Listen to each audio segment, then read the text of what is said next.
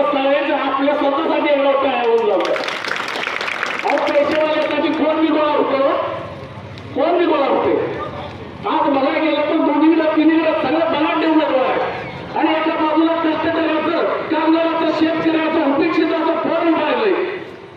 ते सुद्धा चालवलं झालं हो तुम्हाला. भूमिपुत्र शेतकरी पुत्र उभारला ते सुद्धा तुम्हाला बनवायला झालं. शेतकऱ्याच्या झोपडीतलं एखादं नेतृत्व तयार व्हायला तुमची काय अडचण. तुमच्या घरातच नेतृत्वाचा पाया झाला पाहिजे का. गोरगरीब शेतकऱ्याचं पूर्ण अंदाज झालं नाही का होऊन द्यायचं नाही. आमदार फक्त इथे म्हणजे आमदार की म्हणजे पाठी लावण्यापुरता आमदार आहे. म्हणजे ती पाठी आमदारकीची बिरोडावली मिरवण्यापुरता आमदार आहे. आमदाराचं काम काय असतं. गोरगरीब शेतकऱ्यांचं, कष्टकऱ्यांचं, जिल्ह्याचं प्रश्न मांडणे हे आमदाराचं काम आहे. दिसलेत का हो आमदार साहेब कुठं एखादा प्रश्न शेतकऱ्याचा मांडतात. दिसलेत काय ते उत्तर कोणी तर द्या. दिसलेत काय हो कुठं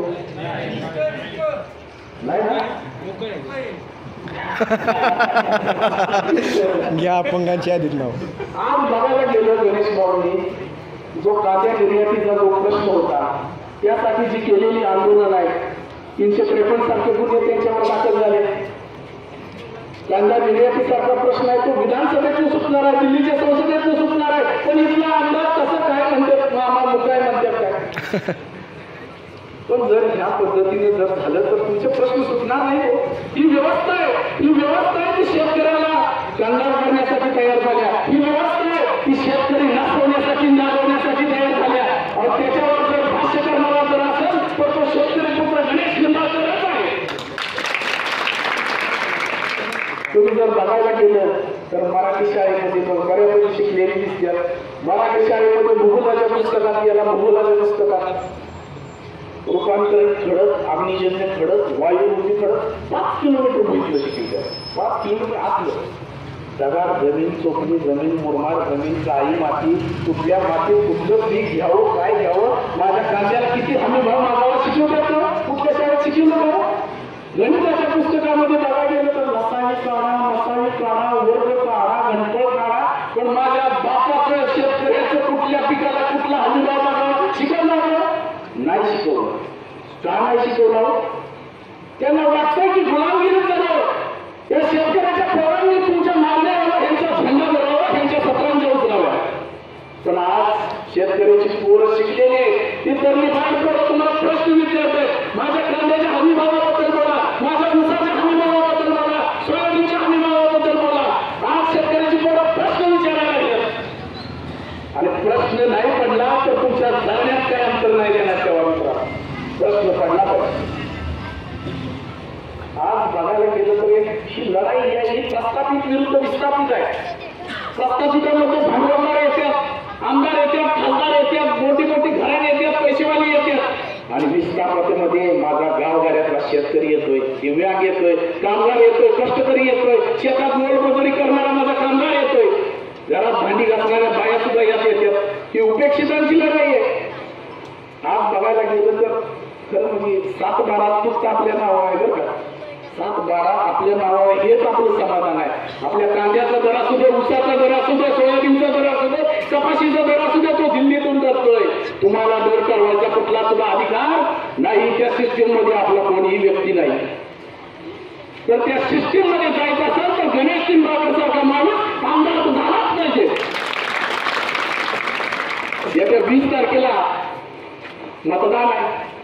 मात्र असं म्हणणं आहे ते बटन फिरलं झालं पाहिजे. 20 तारखेला आपल्या या बॅट चिन्ह पुढलं, बॅट चिन्ह पुढलं बटन दाबून दाबून फिरलं झालं पाहिजे.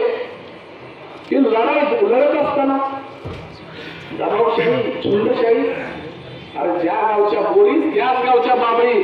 तुम्ही जर ह्या जनतेला नाचवलं नसतं तर हा गणेश निंबाळकर सारखं नेतृत्व तयारच झालं नसतं. तुम्ही जर कामच केलं असतं, शेतकऱ्यांचा प्रश्न ऐकला असतं तर गणेश निंबाळकर कुठे असं झाला नसता.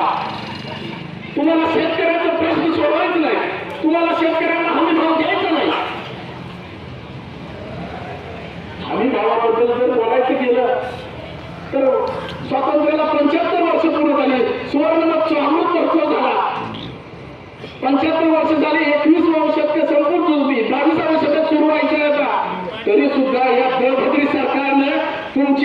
सोयाबीनला भाव दिला नाही, तुमच्या कांद्याची निर्यात बंदी केलेली आहे. यांनी काय सुद्धा केलं नाही ना 75 वर्षात. माझ्या वाचनात एक असं आलं की चांदवड देवळामधल्या एका शेतकऱ्यानं जेव्हा 1947 ला स्वातंत्र्य मिळालं तेव्हा आनंदात होऊन बेसनाचे लाडू वाटलं होतं. मला एका पुस्तकात वाचनात आलं. काय मिळालं त्याला लाडू वाटून, या स्वातंत्र्याचं काय मिळालं त्याला? काय सुद्धा त्याला लाडू दिला. त्याला झोपडीत 12 महिने अंधकारच आहे. परवा दिवाळी झाली, मला एक तिथं ते आम्ही आलो त्या दिवशी एक शेतकरी गाठ पडला, त्याच्याबरोबर लहान पेरू होतं. माझ्या जवळच्या कार्यक्रम एक त्याला पेरू काढून दिला. म्हटलं बाबा दिवाळी खरी करत दिल्या झाली म्हणून. दिवाळीला बाबा काही कपडे बिपडे घेतले का नाही बाबांना? तर नाही म्हटलं, त्यानं नकारार्थी मान हलवली. आज शेतकरी हजारो दाणे पिकवणारा, एका दाण्याचे 100 दाणे करणारा, एका दाण्याचे 1000 दाणे करणारा माझा शेतकरी विकाचे. त्या दळमंत्री सरकारला, या दळमंत्री प्रशासनाला त्याचा अभिभाव सुद्धा त्याला देता येत नाही. आणि ही व्यवस्था ही आहे ती फक्त बुजण्यासाठी केलेली आहे. ही व्यवस्था आहे ती शेतकऱ्यांना लुटण्यासाठी तयार केलेली आहे.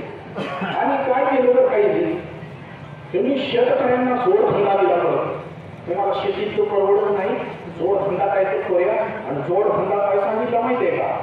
संकरित गाई येती घरात तोची दिवाळी दसरा. गाई म्हशी पाळा, शेणा मुका खात घाला, म्हशीची शक्कर पेडा. हे सांगितलं होते. जोडधंदा तुम्ही शिकवला. अहो आमचं सगळं शेतकरी कुटुंब काम करते. आमचं 6 कुटुंब काम करते. माझी बायको काम करते, पोरं काम करते, आई बाप सगळी घरातलं सारं कुटुंब काम करते ना. तरी सुद्धा आम्हाला जोडधंदा द्यायची गरज का भासली हो? आमचं सगळं कुटुंब काम करते राव, तरी मी आम्हाला जोडधंदा. ह्यो जोडधंदा कुणाला द्यायला पाहिजे होता? तहसीलदाराला द्यायला पाहिजे होता, कलेक्टरला द्यायला पाहिजे होता. जो कोण प्रशासकीय अधिकारी आहे त्याला जोडधंदा शिकवला होता. कलेक्टर बाबा तुझ्या एकट्याच्याच नोकरीवर काम येतोय, तो 2 म्हशी पाळ, नोकरीवर आलास की परत दूध घालीत का बाबा? ह्याच्यासाठी कलेक्टरला हे जोडधंदा शिकवायला पाहिजे होता. पण तो जोडधंदा शिकवला माझ्या शेतकऱ्याला. अहो एवढी दळभद्रे हो, या पाण्यापेक्षा दूध स्वस्त झालं. पाण्याची बाटली सुद्धा महाग आहे हो, त्याच्या सुद्धा खाली दर येतोय हो दुधाचा. कांद्याच्या निर्यात बंदीवर बोलायचं झालं, एका रात्रीत निर्यात बंदी लागू झाली. जे शेतकऱ्यांना स्वप्न राहिलं होतं, एका टॉलीला 60-60 हजार रुपयाचा घाटा झाला हो. झाला ना? 60-60 हजार रुपयाचा किस्सा मारला. उसाला 60,000, उसाला 2,000 रुपयाचा किस्सा मारला.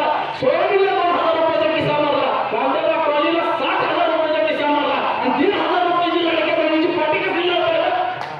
लावताय ना? 1,500 रुपये लाडक्या बहिणीला दिलं म्हणतंय. अरे आमचंच पैसा बाबा, हल्ल्याला आम्हालाच मिळालं ती पाटी नाही लावायची तिची. आमचंच हल्ल्याला पैसे आलं बाबांना फिरून माझ्या घरात. काही अडचण आहे का?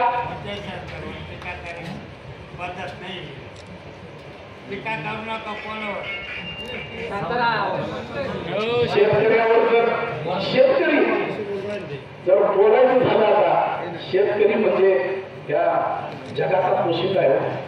मला या प्रशासकीय अधिकारी म्हणजे प्रशासकीय बघा लाख रुपये पगार आहे, 1 लाख रुपये पगार आहे. तालुका कृषी अधिकाऱ्याला जवळजवळ 80,000 रुपये पगार आहे. 2,000 रुपये मागते हो कृषी अधिकारी. शेतकऱ्याला किती रुपये मागते? 2,000 रुपये दे म्हणते. ठिबक तुला पाहिजे असलं, तुला आणि कुठं काय अवजार पाहिजे असलं, 2,000 रुपये दे म्हणते. पीक विमा प्रतिनिधी पाऊस पडायला लागला, काय झालं, गारपीट झाली, पीक विम्याचा पंचनामा करा, 1,000 रुपये मागते. त्याला पगार आहे 70,000 रुपये. किती पगार मागते? 2,000 रुपये मागते शेतकऱ्याला. तुझा पंचनामा करत नाही बाबा म्हणते. ही व्यवस्था आहे. आणि ही व्यवस्था जर बदलायचीच असेल तर गणेश भाऊ निंबाळकरांसारखं नेतृत्व तुम्हाला दिलं पाहिजे. हे नेतृत्व म्हणजे चळवळीत काम करणार आहे. मी ज्या तालुक्यातून येतोय त्या तालुक्यातलं पहिलं चळवळीचं वक्त झालं. खासदार राजू शेट्टी साहेब पहिल्यांदा 1 वोट 1 नोट या तत्वावर निवडून आले. त्यांना 1 नोट पण दिली आणि 1 मतदान पण दिलं. आज पुन्हा ती पुनरावृत्ती चांदवड देवळातली होते. गणेश बाबांना नोट पण देतात आणि वोट पण देतात. आणि हे नेतृत्व 23 तारखेला जाणार आहे काय ते मात्र शंका.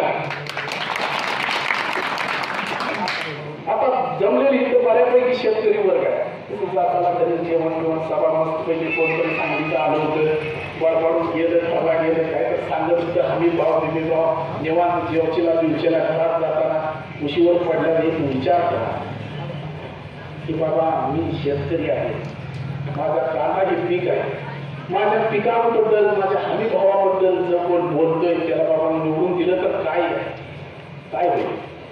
एक 4-5 जे उमेदवार आहेत त्यांचं चेहरा डोळ्यापुढे आणा व तुमच्यासाठी भांडणारा झळकणारा गणेश भाऊचा चेहरा तुमच्या डोळ्यापुढे येतोय का बा? आणि तो चेहरा आला तर नक्की तुम्ही त्यांना 20 तारखेला मतदान करा, कारण हा चेहरा नक्की सगळ्यांच्या पुढे उभारणार. त्यांचं कांद्याचं निर्यात बंदी विरोधात जे केंद्रीय मंत्र्यांच्या घरापासून आंदोलन केलं होतं त्याची त्यांची धडपड बघा. जे पहिलं त्यांचं आंदोलन होतं बाजार समितीतलं ते आंदोलन तुम्ही डोळ्यापुढे राहा.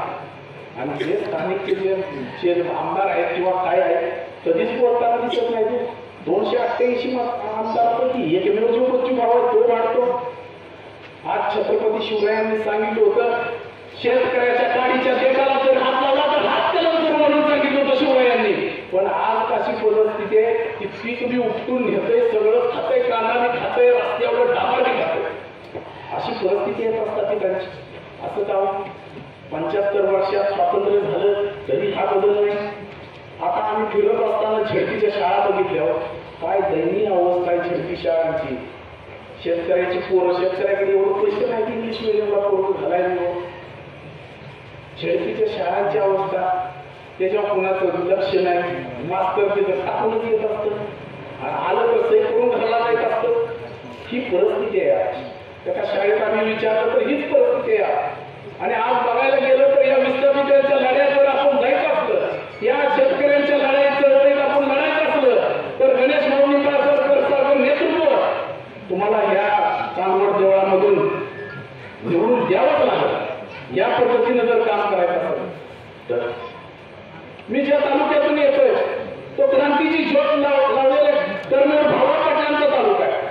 मी ज्या वाडा तालुक्यातून येतोय तो तालुका क्रांतीचे नाना पाटलांचा तालुका आहे. मी ज्या तालुक्यातून येतोय तो क्रांतीवीर नागापानांचा तालुका आहे. मी ज्या तालुक्यातून येतोय तो क्रांतीवीर पांडुमास्तरांचा तालुका आहे. जो तालुक्यातून मी वाडा तालुक्यातून येतोय तो शिक्षणाची ज्योत लावलेला तरमेर भाऊराव पाटलांचा तालुका आहे. आणि त्या सगळ्या क्रांतीवीरांचं गुण जे आहे त्यांचं विचार मांडण्याचं काम आज जर कोण करत असेल तर एकमेव मला असा उमेदवार दिसतोय, त्याचं नाव गणेश भाऊ निंबाळकर आहे. शेतकऱ्यांचं, कष्टकऱ्यांचं प्रश्न मांडण्याचं काम कोण जर करत असेल, जर कांद्याच्या हमीभावाबद्दल कुठला जर उमेदवार बोलत असेल तर त्याचं गणेश निंबाळकर आहे. मी इकडे येताना मला 2 लहान मुलं आहेत 3 वर्षाची. ती येताना हट्ट करत होती बाबा जाऊ नका इकडे, किती दिवस लागणार तुम्हाला, 3 वर्षाची माझी लहान मुलगी आहे.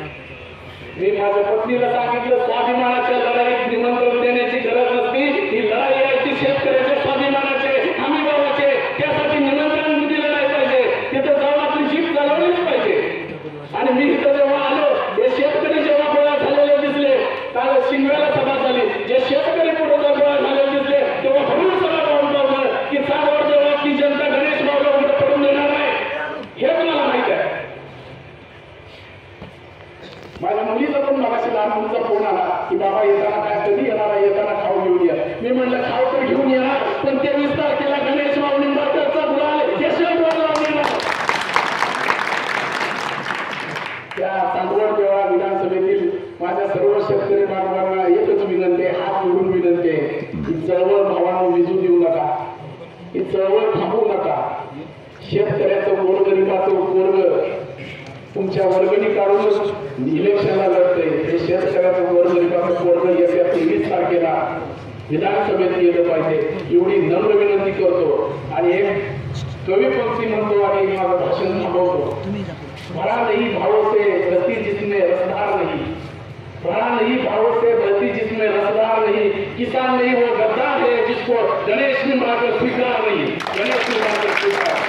हमको जय हिंद, जय शिवराय, जय महाराष्ट्र.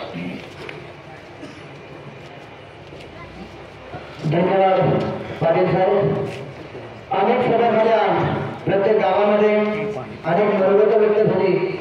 शेतकऱ्यांची चळवळ ही रोजच्या रोज मांडण्याचे या ठिकाणी प्रत्येकाने या ठिकाणी ज्याच्या त्याच्या पद्धतीने मांडण्यात आले. गणेश दादांनी त्यांच्या स्वतःच्या ताकदीनुसार